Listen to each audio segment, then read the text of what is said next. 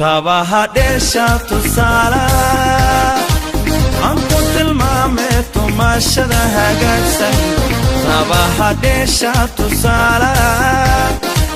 aan ku tilmaamay tumashada hagaagsan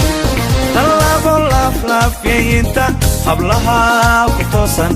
soo tagsee talmoonay ana ka tumaye tufaxdii hablooday aadan ku tacbani tirad ihede aan ku taagsada